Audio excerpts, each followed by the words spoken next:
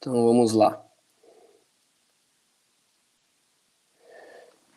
Bom, esse é o nosso 7º encontro aqui de estudo da Palavra de Deus, e em todos os outros encontros nós fizemos um breve resumo das outras lições anteriores, daquilo que vimos. A gente falou sobre a Bíblia, sobre Deus, sobre o pecado, sobre o homem, sobre o Senhor Jesus Cristo, sobre a salvação, o novo nascimento. Só que hoje dessa vez nós não faremos um resumo de todos os tópicos daquilo que vimos até aqui, até porque o assunto do novo nascimento ele já foi abordado. Quero compartilhar com aqueles, eu acredito que todos aqui saibam, mas pode ser que porventura ainda há algum que não saiba, que o Humberto tomou a sua decisão ao lado do Senhor Jesus, e isso nos deixa bastante contentes, né? E desde já eu peço orações dos irmãos, pelo Humberto e pela sua família. Ele tem uma esposa, ele tem 3 filhos, um mais velho, ele tem um Noah, e agora está esperando mais um, né? Sua esposa está grávida. Então, realmente nós estamos muito gratos pela salvação dele, e que o Senhor seja glorificado em tudo isso. E hoje nós aprenderemos uma lição a respeito da salvação, mas não no sentido de saber como ser salvo, pois nós já vimos isso na lição anterior do novo nascimento, mas no sentido dos resultados da salvação e da amplitude daquilo que Deus providenciou e ofereceu a nós em Cristo. Então, nós, não a respeito da salvação, de saber como ser salvo, mas o que acompanha a salvação, aqueles que creem no Senhor Jesus, há muitos privilégios, há alegrias, há muitas coisas das quais Deus preparou para aqueles que creem no seu Filho como Salvador, e são exatamente essas coisas das quais nós vamos abordar nessa noite. Então, nós primeiro vamos ver o significado, né? O que significa a salvação? A palavra salvação, ela significa, de forma simples, ser salvo de alguma coisa. É isso que significa a salvação. Normalmente, ela é usada quando uma pessoa está em iminente perigo de morte. Então, quando essa pessoa é resgatada ou libertada, nós dizemos que ela foi salva. Por exemplo, uma pessoa, vamos imaginar aqui, uma pessoa está num prédio em chamas, né? Tá pegando fogo ali, sem ter como sair daquele lugar. Então um bombeiro entra ali e a resgata. Então essa pessoa ela foi salva. Ou então alguém está se afogando e outra pessoa consegue entrar ali na água, seja onde for, e tirar aquela pessoa dali. Nós dizemos então que essa pessoa foi salva. Mas em todos os casos, havia a necessidade de um resgatador, e o resgate ele precisa necessariamente ser bem sucedido. No sentido espiritual, quando nós dizemos que alguém foi salvo, estamos afirmando que essa pessoa foi resgatada. Ela estava em iminente perigo de morte, não física, não no sentido físico, mas espiritual.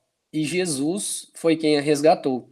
Quando nós vamos aqui para Efésios no capítulo 2, versículo 1, Efésios capítulo 2, versículo 1, nós lemos o seguinte: E vos vivificou, estando vós mortos em ofensas e pecados. Efésios 2 e 1, e vos vivificou, estando vós mortos em ofensas e pecados. Agora, versículo 5, Efésios 2 e 5 diz: Estando nós ainda mortos em nossas ofensas, nos vivificou juntamente com Cristo.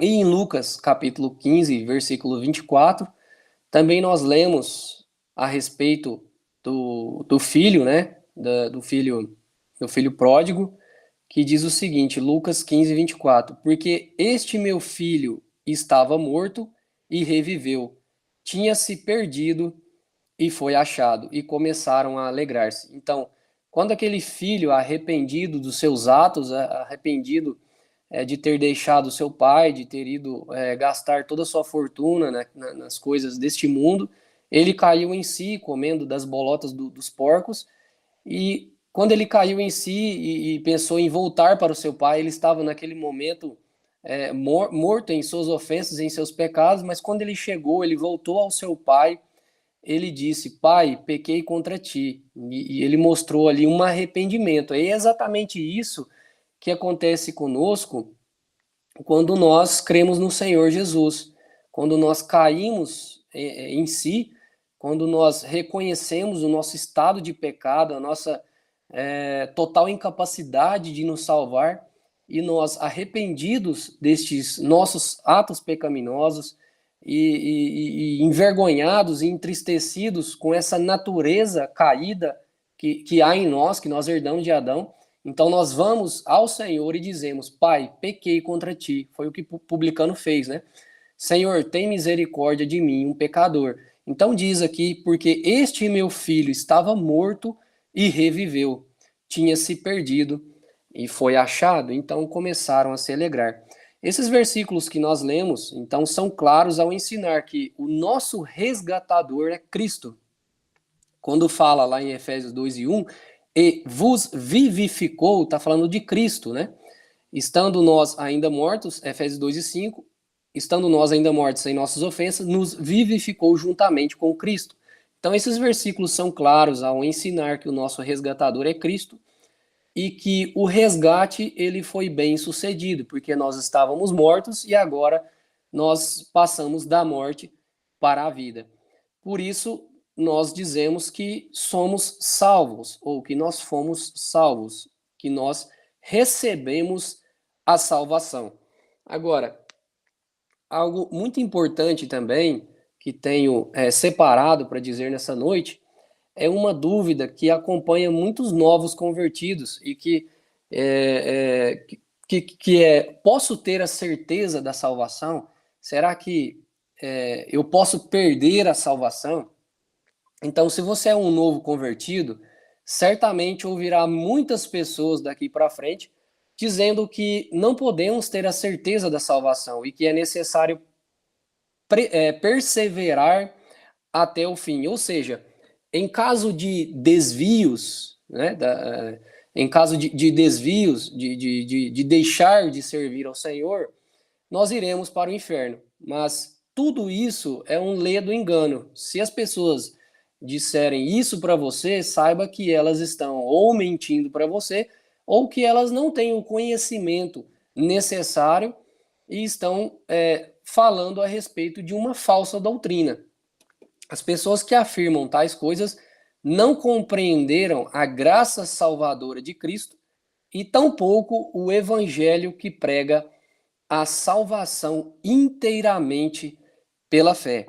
Essas pessoas, elas estão ainda tropeçando na pedra de tropeço e por isso acreditam que podem oferecer algo de bom a Deus para serem aceitas por Ele.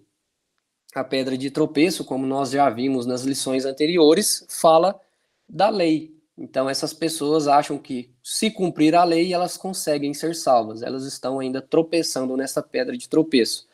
Vamos ver então alguns versículos que mostram que uma vez salvo, uma vez que nós somos salvos para sempre. Lá em João capítulo 3 e 16, o primeiro versículo que nós vamos ver, João capítulo 3, versículo 16, nós vamos ver vários versículos mostrando que há somente uma condição para sermos salvos. Vamos ver aqui. João 3,16 diz: porque Deus amou o mundo de tal maneira que deu o seu Filho unigênito. Olha a condição: para que todo aquele que nele crê não pereça. Essa é a condição. Para que todo aquele que nele crê não pereça. Essa é a condição. Mas tenha a vida eterna. Não diz para que todo aquele que nele crê e persevere, ou algo do tipo, ou para que todo aquele que nele crê e faça boas obras, ou para que todo aquele que nele crê e nunca se desvie dos caminhos dele, ou para que todo aquele que nele crê e peque. Não, tão somente para que todo aquele que nele crê não pereça. Então, a condição é somente crer no Senhor Jesus. João capítulo 3 e versículo 18, João 3 e 18, diz: quem crê nele não é condenado. Então, quem crê nele não é condenado. Há somente uma condição aqui também para sermos salvos.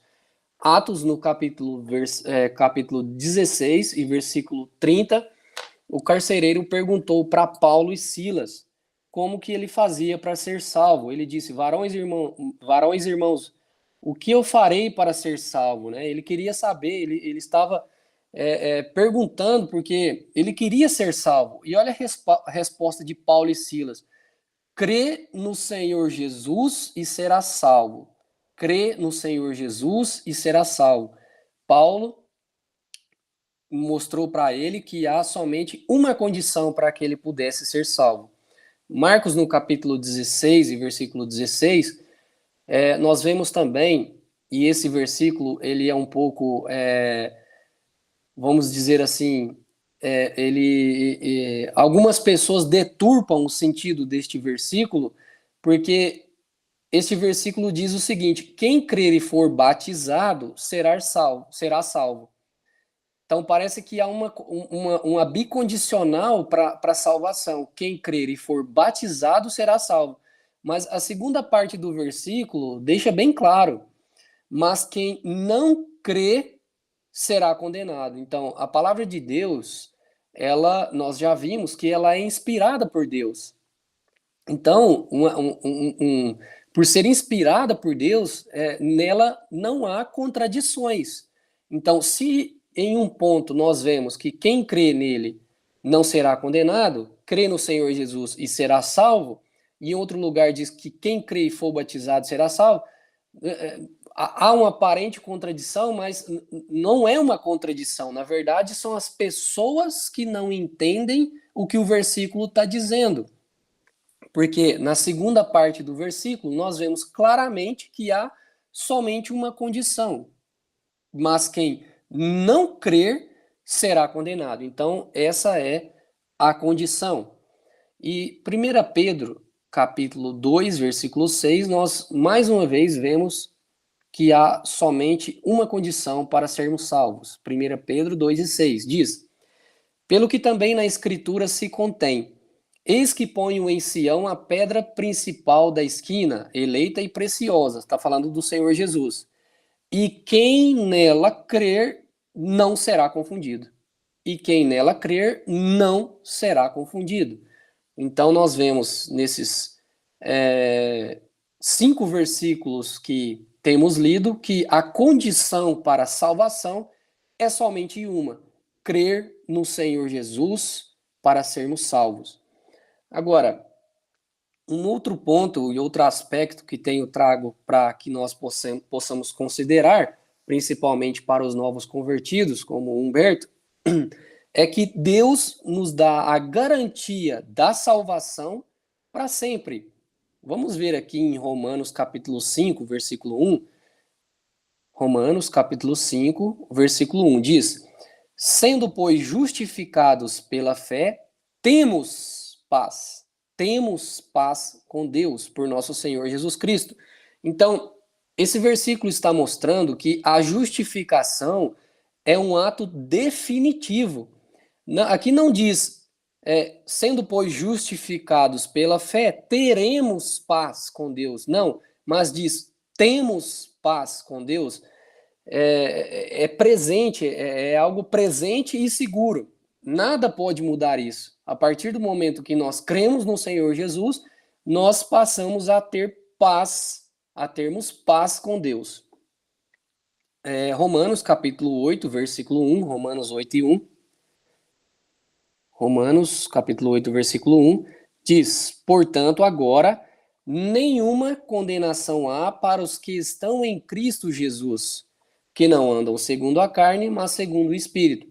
Algumas traduções de algumas Bíblias omite a segunda parte deste versículo, porque parece ter uma condição para esses salvos, né? Que diz aqui: portanto, agora nenhuma condenação há para os que estão em Cristo Jesus, que não andam segundo a carne. Mas, na verdade, no português, muitas das vezes, alguns versículos, eles acabam tendo algumas dificuldades, porque no original, o sentido aqui é o sentido de referência desses crentes. Uma condição, não é uma condição, mas uma característica, é a palavra certa, é uma característica daqueles que creem no Senhor Jesus como Salvador. Então, aqui está dizendo o seguinte: portanto, agora, nenhuma condenação há para os que estão em Cristo Jesus. Este que, ele pode ser entendido da seguinte forma: estes que creram no Senhor Jesus não andam segundo a carne, mas segundo o Espírito.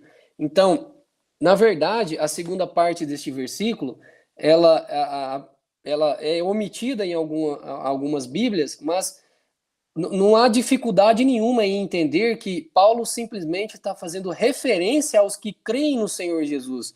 Ele está dizendo, olha, esses que creem no Senhor Jesus, eles não andam segundo a carne. É somente uma característica daqueles que já creram no Senhor Jesus. Então não é uma bicondicional. Na verdade, é só uma característica dos que já creram.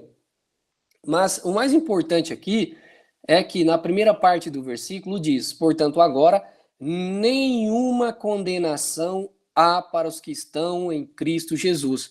Se não há mais condenação, não pode haver a perda da salvação.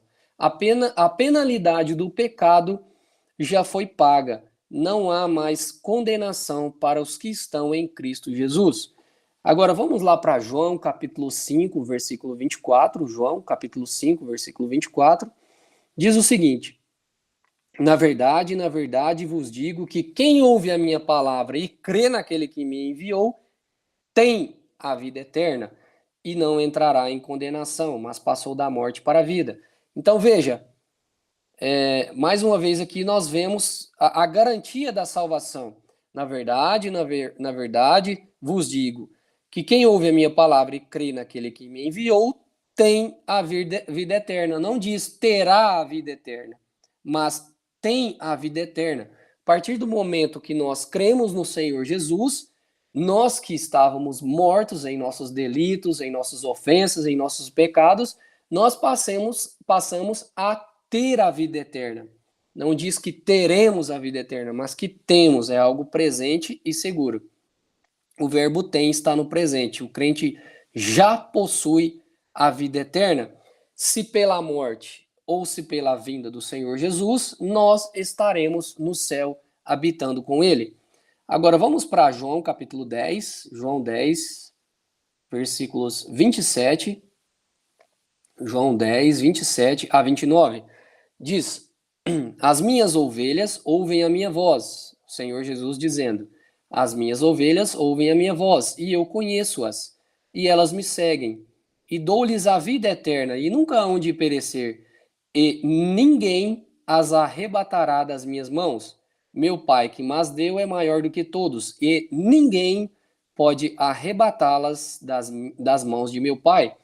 Então, a promessa que o Senhor Jesus faz aqui, ela é muito clara. O crente jamais perecerá. E ele está ainda duplamente seguro, porque a primeira parte do versículo diz, e ninguém as arrebatará das minhas mãos, das mãos do Senhor Jesus. Já no final do versículo diz, e ninguém pode arrebatá-las das mãos de meu Pai. Então nós estamos duplamente seguros, nas mãos do Filho e nas mãos do Pai, Deus Pai. 1 Pedro, capítulo 1, versículo 5.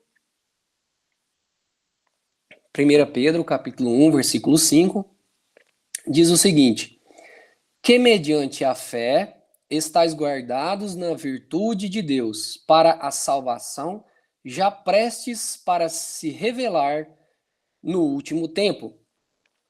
Quero que vocês prestem atenção nessa palavra guardados, que mediante a fé estáis guardados. A palavra guardados significa proteger, cercar, manter sob observação.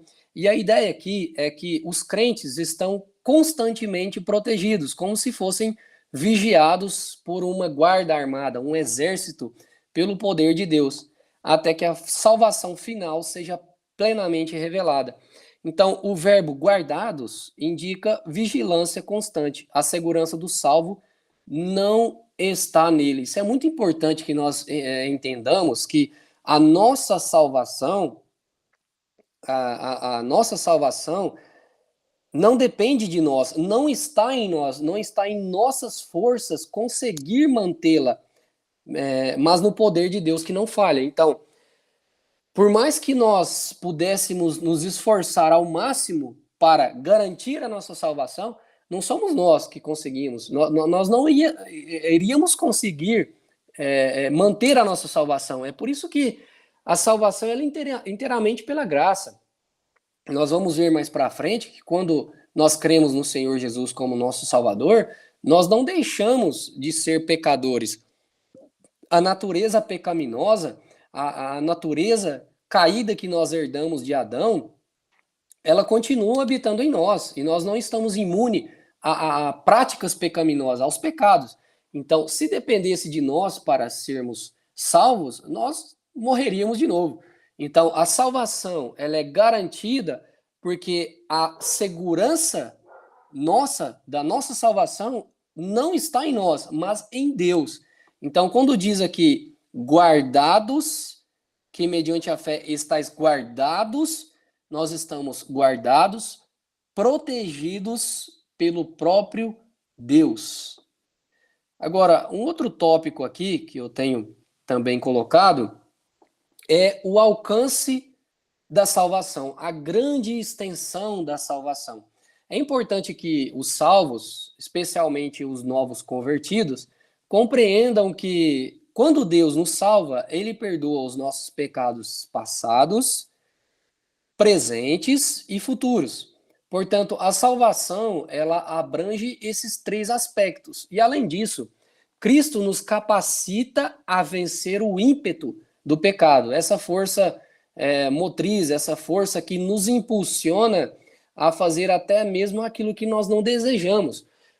Quando Paulo vai tratar a respeito do pecado, lá em Romanos, ele diz que há coisas das quais ele queria fazer e não fazia, e coisas das quais ele não queria fazer e essas ele fazia. Então, ele está exatamente tratando da questão do pecado. Tem coisas que nós queremos fazer de bom e não fazemos, e coisas que nós não queremos fazer porque são coisas ruins, mas estas coisas, muitas das vezes nós fazemos.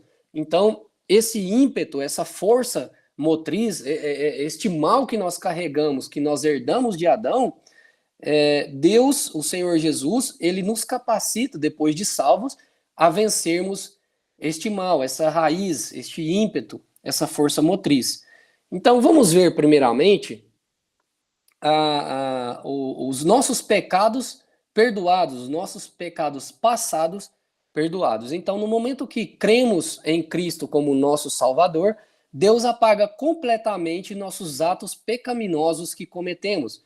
Vamos ver aqui em 2 Coríntios, capítulo 17 e 19, 2 Coríntios, capítulo 5, versículo 17 e 19.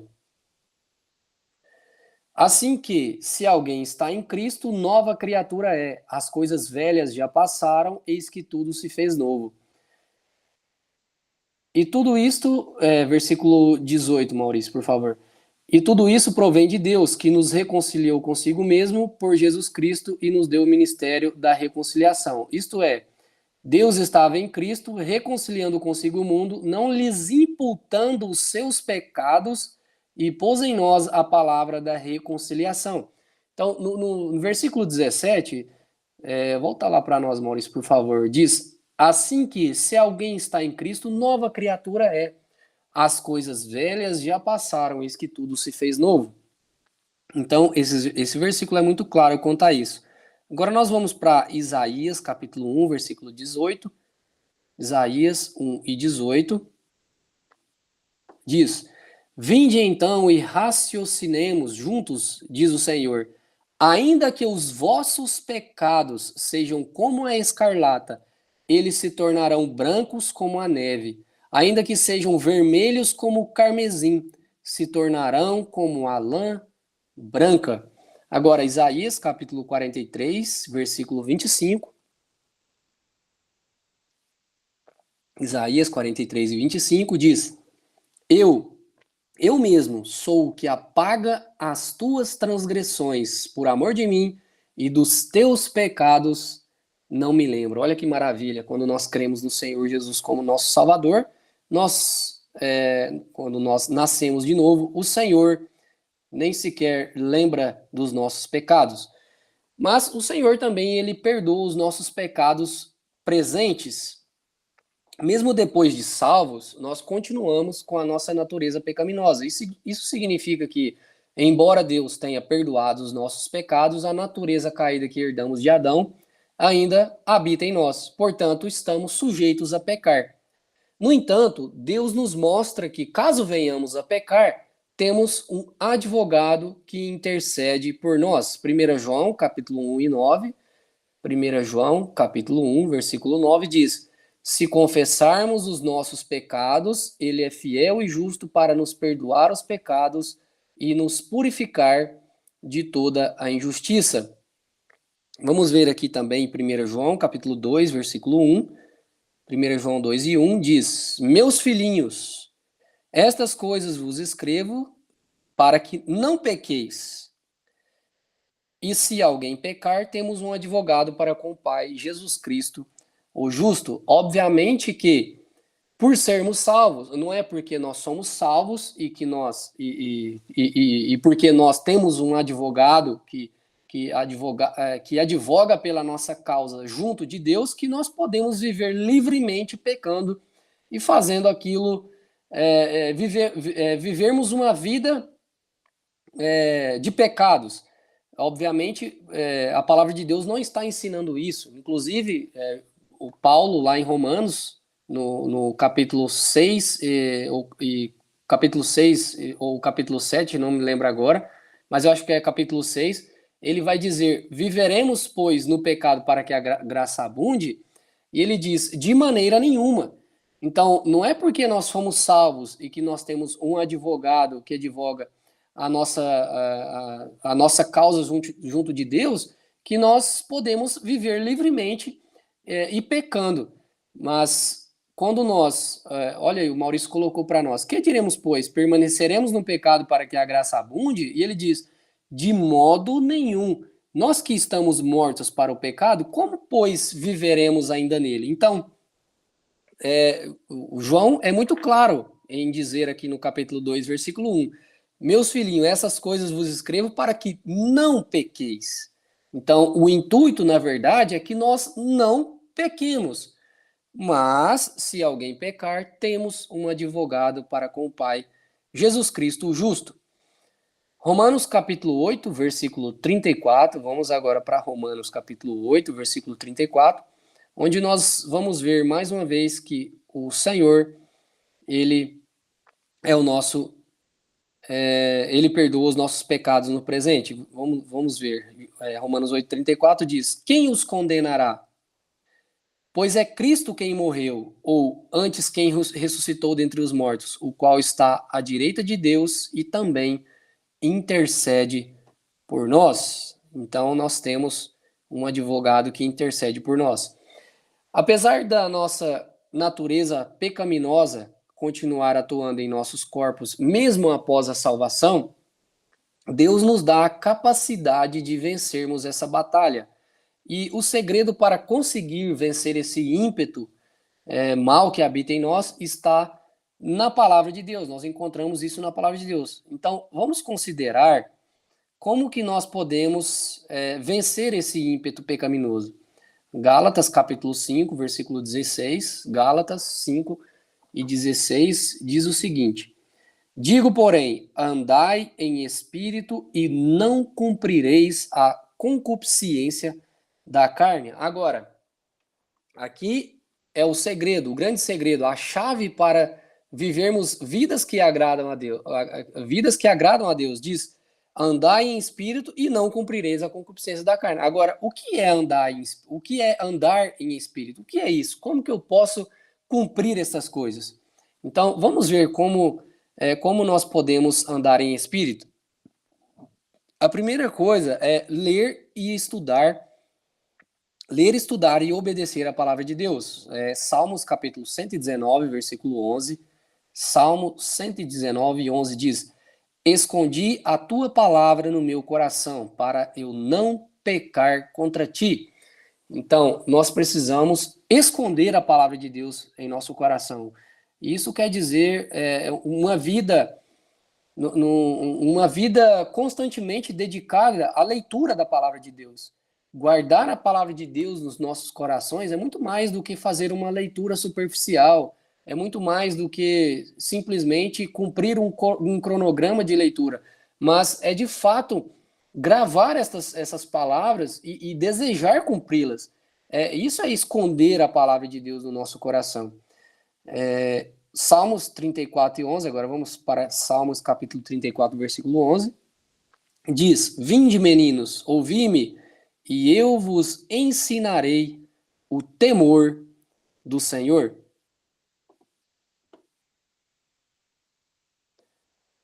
O estudo da palavra de Deus, quando nós estudamos a palavra de Deus, esta prática faz com que nós venhamos adquirir o temor de Deus, o temor do Senhor.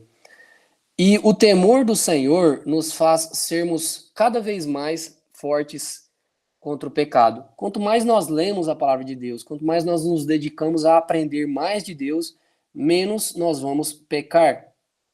Mais parecidos com Cristo nós ficaremos. Porque quando nós tememos ao Senhor, e é importante entender que há uma diferença entre temer o Senhor e ter medo do Senhor.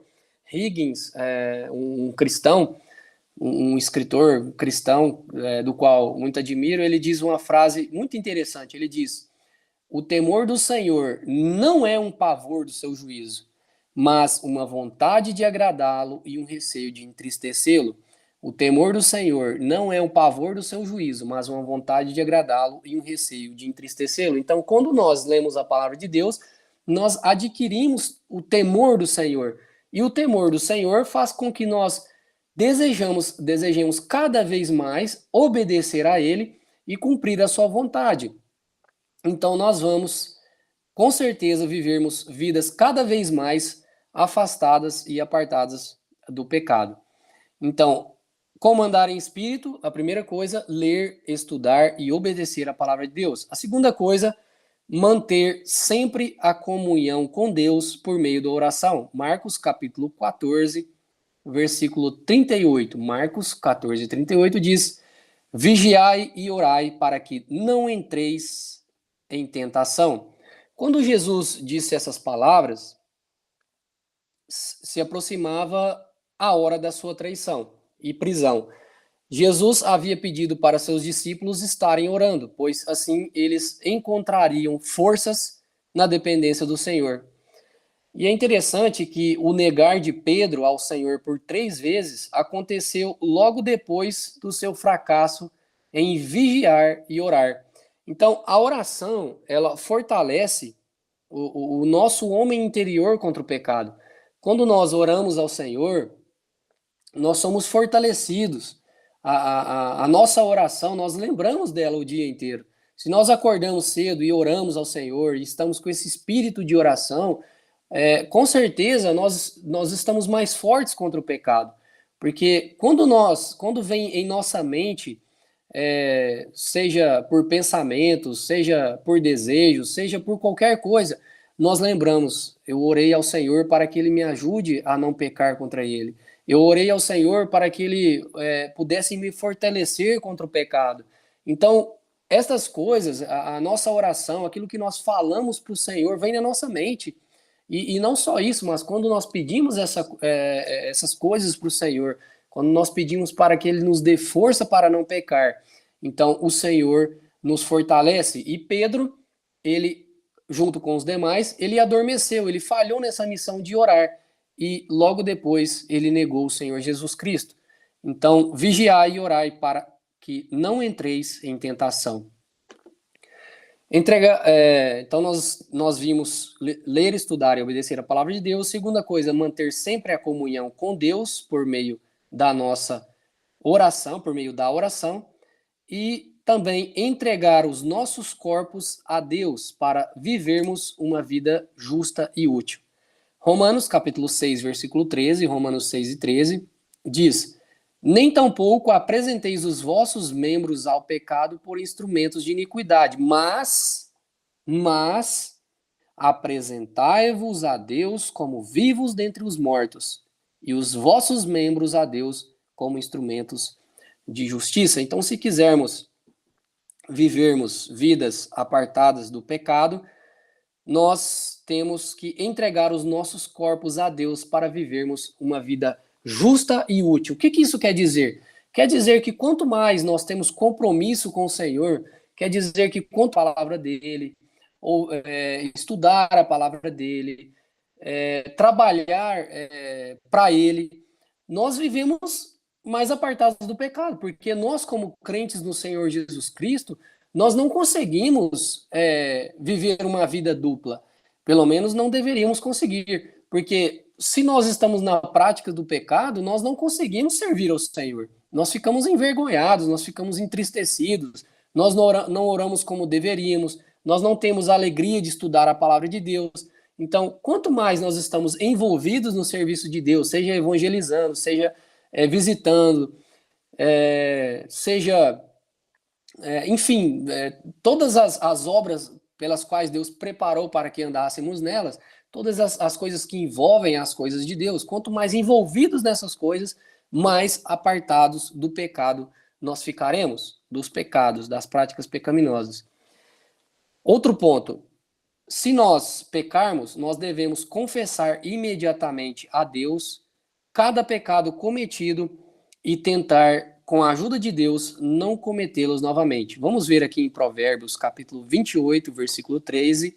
Provérbios 28 e 13 diz: o que encobre as suas transgressões nunca prosperará, mas o que as confessa e deixa alcançará misericórdia. Então, se nós, porventura, viermos a pecar, nós devemos confessar imediatamente ao Senhor, pedir perdão a Ele e tentar não pecar mais. Porque se nós encobrirmos as nossas transgressões, nós não prosperaremos na nossa vida espiritual, principalmente. Outro aspecto, estar em comunhão com outros crentes em Cristo. Isso também nos ajuda a nos fortalecer e não pecar contra o Senhor. Atos 2 e 42, Atos 2 e 42. Vamos ver aqui. Diz, falando da igreja, da igreja primitiva, diz: e perseveravam na doutrina dos apóstolos e na comunhão, e no partir do pão e nas orações. Então, é muito importante que nós tenhamos comunhão uns com os outros. É muito importante que nós tenhamos comunhão com os irmãos. Porque quando nós estamos em comunhão, vou até dar um exemplo aqui. Imagine um rebanho de ovelhas. Quando todas aquelas ovelhas estão juntas, elas estão muito mais seguras, porque elas estão com o seu pastor. Elas estão guardadas, elas estão protegidas, elas estão vigiadas diante dos olhos do pastor. Agora, quando nós apartamos do rebanho, é muito mais fácil que o lobo venha nos alcançar e venha nos atacar e fazer um mal para nós. Então, quando nós estamos envolvidos, quando nós estamos juntos de outros crentes em Cristo Jesus, nós ficamos fortalecidos no Senhor contra o pecado. Então, é muito importante que nós estejamos em comunhão com a igreja, participando das reuniões da igreja, que nós estejamos envolvidos nos estudos, nas conferências, enfim, tudo aquilo que a igreja está fazendo, nós precisamos estar envolvidos, porque assim nós seremos fortalecidos contra o pecado. Agora, vamos ver, então nós vimos aqui que para andar em espírito nós precisamos ler, estudar e obedecer a palavra de Deus, manter a comunhão com Deus através das nossas orações, entregar os nossos corpos a Deus para vivermos uma vida justa e útil, confessar os nossos pecados e estar em comunhão com outros crentes.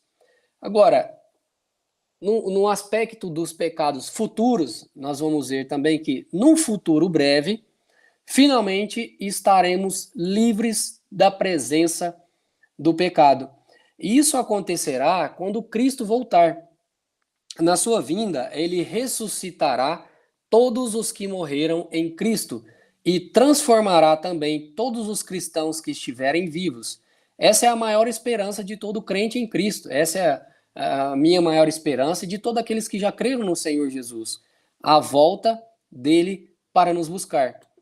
Vamos ver aqui em Hebreus capítulo 9, versículo 28, a respeito dessa realidade da volta do Senhor Jesus. Hebreus 9, 28 diz: assim também Cristo, oferecendo-se uma vez para tirar os pecados de muitos, aparecerá segunda vez sem pecado aos que esperam para a salvação. Então, aparecerá segunda vez.